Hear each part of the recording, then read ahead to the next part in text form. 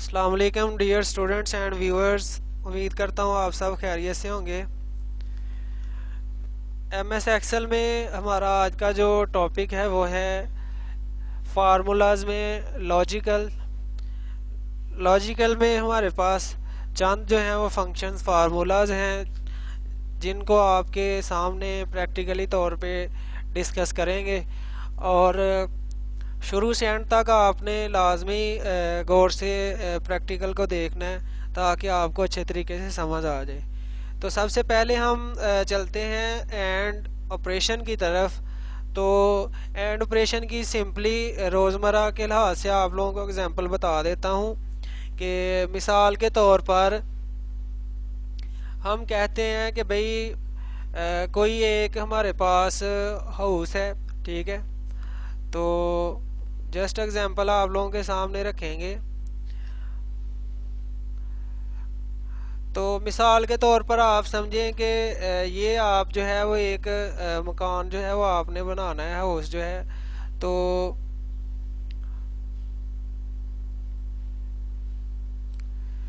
Just example समझा रहा हूँ। तो उसको करने के लिए दो पर्सन जो हैं वो दरकार हैं। कितने? दो पर्सन जो हैं वो दरकार हैं। तो जैसे मैंने इधर रख दिया कि एक पर्सन ये है,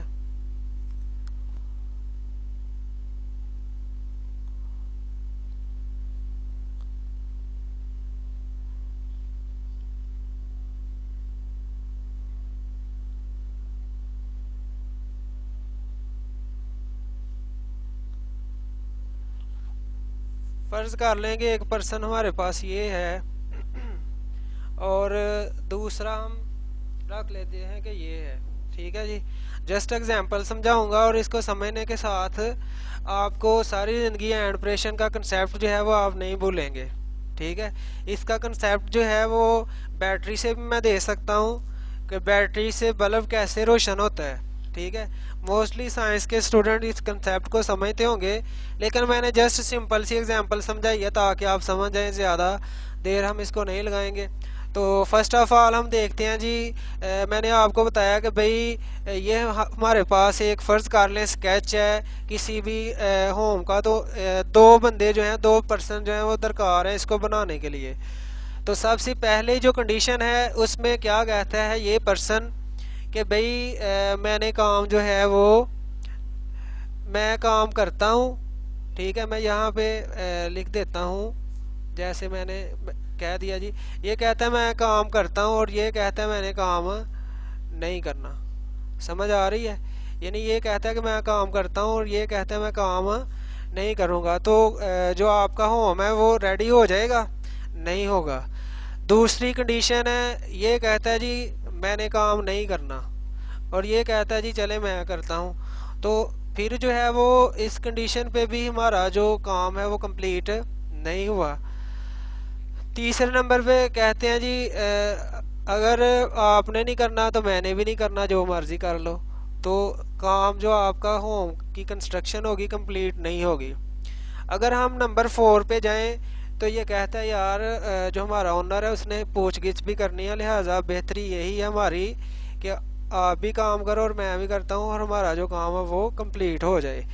अब हम चलते हैं अपने प्रैक्टिकल की तरफ कि ये हमारे पास एक्स एक पर्सन है, एक वाई है और ओ से मुराद है आउटपुट, ठीक है जी। मैंने जस्ट शॉर्टकट लिखा है।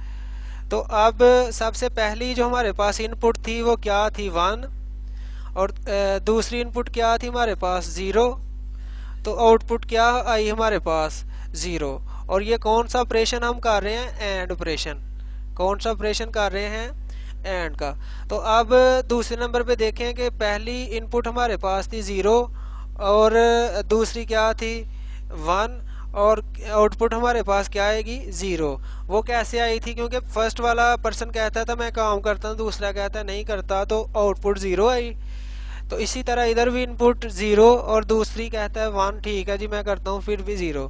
तीसरी में दोनों ने जो है वो फर्ज कर लें काम नहीं किया तो आउटपुट फिर भी 0 रही। और फोर्थ वाले में दोनों ने मिलके काम किया तो उसकी आउटपुट 1 आ गई। इसका मतलब है कि आपका जो हाउस है, जो आपका स्केच द जो कंस्ट्रक्शन थी वो जो है वो क्या हो गई, कंप्लीट हो गई। ठीक है, तो उम्मीद करता हूँ कि आप छोटी सी एग्जांपल को समझ गए होंगे कि भाई कैसे जो है हमने एक होम का स्केच लिया और कैसे हमने इस स्केच को जो है वो इजीली समझा। अब इसी तरह एक एग्जांपल आप लोगों के सामने रखता हूँ मैं बैटरी की। तो गौर कीजिएगा कि फ़र्ज़ कर लें कि ये हमारे पास एक बैटरी है जिसमें आप लोगों को मैं समझाता हूँ कि जिसको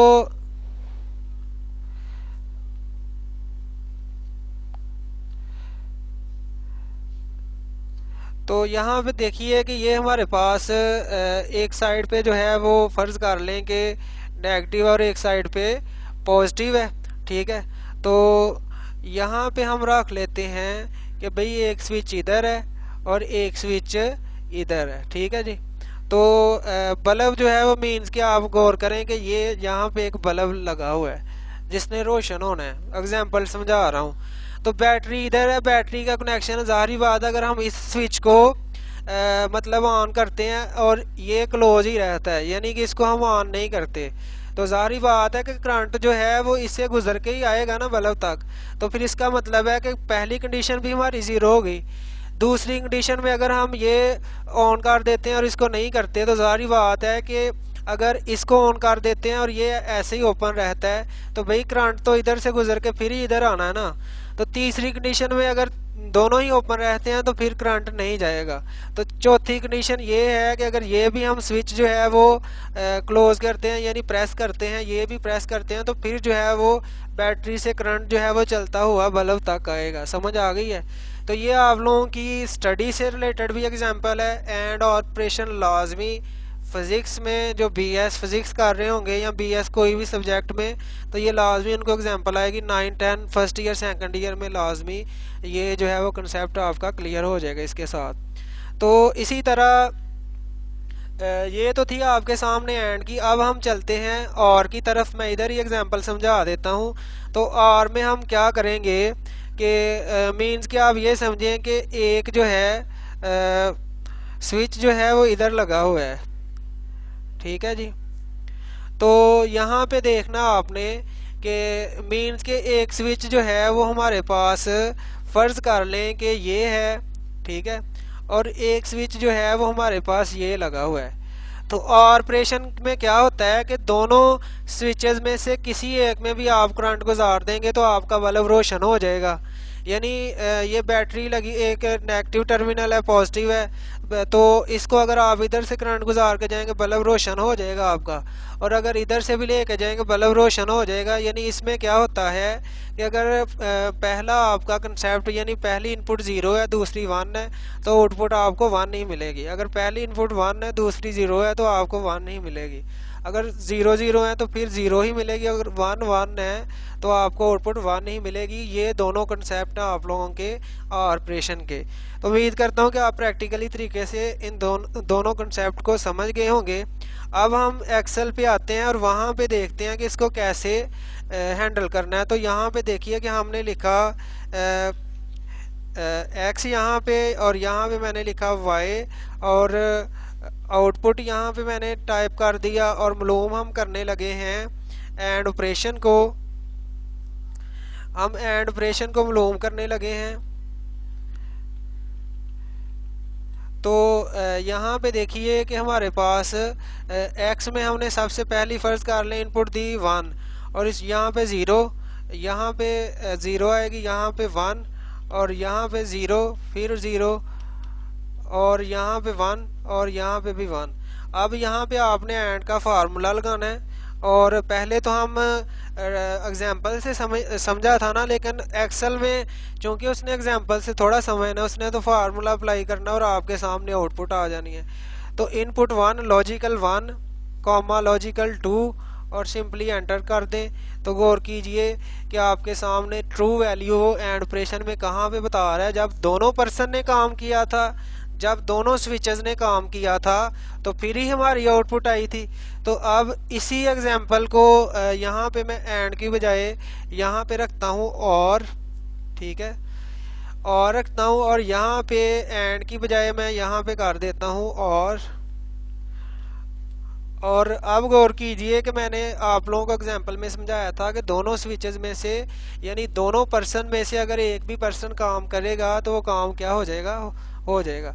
तो यहाँ पे आप लोग गौर कीजिए कि दोनों पर्सन की इनपुट एक्स भी 0 है और वाई भी 0 है, फिर फॉल्स आ रहा है। अदरवाइज एक्स की इनपुट 1 है, वाई की 0 है, तो आपके सामने क्या है, ट्रू आ रही है। तो ये आपके सामने एंड और आर का जो ऑपरेशन है वो कंप्लीट हुआ। नॉट में क्या होता है, नॉट में दो ही एंट्री होती हैं, गौर कीजिए, 1 और 0। इसमें क्या होता है कि आपने यहाँ पे क्या करना है, नॉट लिखना है, ठीक है, और नॉट लॉजिकल में आप 1 दे दें, ये 1 को फॉल्स कर देगा और 0 को ट्रू कर देगा, ठीक है, दो ही एंट्री होती हैं इसमें। तो उसके बाद इसमें जो फॉल्स और ट्रू है, ये आप किसी भी, जहाँ पे आप अपनी कंडीशन को फॉल्स करवाना चाह रहे होंगे वहाँ पे फॉल्स जस्ट आपने लिख देना है, FALSE फॉल्स, और एंटर कर देंगे। तो जहाँ जहाँ पे आप अपनी कंडीशन पे फॉल्स लगाना चाह रहे हैं फॉल्स आ जाएगा, इसी तरह ट्रू आ जाएगा, ठीक है। इसमें जो सबसे मोस्ट इम्पोर्टेंट लॉजिकल में आप लोगों का फंक्शन जो है, फार्मूला जो है, वो है इफ़ का। तो मोस्टली आप लोगों ने देखा है कि मैं इसके बारे में थोड़ी सी आप लोगों से डिस्कशन कर देता हूँ और आप लोगों ने अच्छे तरीके से इसको कवर कर लेना है। तो इसको एक्सप्लेन कर देता हूँ कि इफ़ का फंक्शन डिस्काउंट फाइंड करने के लिए, ठीक है, रेट ऑफ उशर, रेट ऑफ ज़कात, ग्रेड का फार्मूला यूज़ करना हो, स्टेटस पास फेल का, टैक्स की शरह फाइंड करनी हो, उसके साथ आप डिस्काउंट रेट फाइंड करना चाह रहे हो, यानी परसेंटेज के लिहाज से आप किसी भी किस्म की वैल्यू निकालना चाह रहे हो, तो इफ़ का फंक्शन जो है वो आपको अच्छे तरीके से परफॉर्मेंस करके दिखाएगा। यानी किसी चीज़ में आपने फ़र्क दिखाना हो, जैसे हाई लो, ठीक है, आप अप डाउन करना चाह रहे हैं किसी भी वैल्यू को, इसी तरह टॉप या बॉटम में फ़र्क लाना चाह रहे हैं, या आप लोग प्रॉफिट या लॉस का फ़र्क करना चाह रहे हैं, समझ आ रही है। तो इन सब अवामल के लिए आपने जो फंक्शन इस्तेमाल करना है वो इफ़ का फंक्शन है, और ये मोस्ट इम्पोर्टेंट फंक्शन है। यहाँ पे जस्ट एक एग्जांपल आपको समझाता हूँ कि मैंने यहाँ पे क्या किया कि 550 मार्क्स रखे और यहाँ पे सिर्फ 4 स्टूडेंट के मार्क्स रखे हैं मैंने, और यहाँ पे उनकी वैल्यू मैं एंटर कर देता हूँ, ठीक है जी। तो यहाँ पे हम क्या करते हैं, पास फेल का फार्मूला आपको इफ़ के फंक्शन से मैं करवाता हूँ कि इफ़ अगर इस पूरे कॉलम में कोई भी नंबर जो है वो छोटा हो या बराबर हो 200 के, तो देन वो स्टूडेंट जो है, इसको हम ग्रेटर देन, लेस देन या इक्वल 200 के रखें तो वो तो हो जाएंगे फेल। अब अच्छा, हम इसको रखते हैं ग्रेटर देन। अगर किसी स्टूडेंट के नंबर ग्रेटर देन या इक्वल 200 के आ जाते हैं तो वो बच्चा हो जाए पास, ठीक है जी। तो कॉमा अदरवाइज, कॉमा का मतलब अदरवाइज फेल। तो ये देखिए पास हो गया ना, क्योंकि इसके नंबर जो हैं वो 200 से ज़्यादा हैं, 240 है ना। इसी तरह यहाँ पे मैं ड्रा करता हूँ तो ये देखिए कि ये 200 से नीचे है, तो 200 के बराबर या 200 से बड़े आएंगे 200 से तो वही पास होंगे, अदरवाइज वो फेल हो जाएंगे। एक और एग्जांपल आपके सामने रखता हूँ और हम इसको वाइंड अप करते हैं। मिसाल के तौर पे मैंने यहाँ पे रख दिया कि प्रोडक्ट प्राइस, प्रोडक्ट मैंने यहाँ पे रखा प्रोडक्ट प्राइस। तो यहाँ पे मैं जस्ट एंट्री करता हूँ आपके सामने कि मैंने यहाँ पे 45 रखा, 25, 20, 200, 100, 30, 36, 78, 96। अब यहाँ पे मैं कंडीशन अप्लाई करता हूँ कि इफ़ ब्रैकेट शुरू लॉजिकल टेक्स्ट मैं यहाँ पे करता हूँ जी। अगर हमारे पास कोई भी वैल्यू जो है वो लेस देन या इक्वल आ जाए 50 के, लेस देन या इक्वल आ जाए 50 के, तो देन चलें ग्रेटर देन कर देते हैं। ग्रेटर देन या इक्वल आ जाए 50 के, तो देन उसकी प्राइस जो है वो हो जाए हाई। क्या हो जाए? अदरवाइज लो। अदरवाइज क्या है, इसकी प्राइस लो आ जाए। तो ब्रैकेट क्लोज करेंगे और एंटर करेंगे। तो गौर कीजिए कि आपके सामने जहाँ पे लो एडजस्टेबल था वहाँ पे लो आ गया, जहाँ पे हाई होना था वहाँ पे हाई आ गया। तो क्या मैंने बताया कि इफ़ की कंडीशन हमने लगाई है।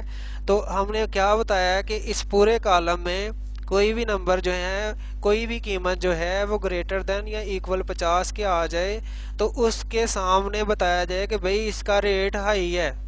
समझ आ रही है? तो अगर नहीं आए तो उसके सामने क्या लिखा है? लो लिखा है। तो इसको हम लिखेंगे कि रेट स्टेटस।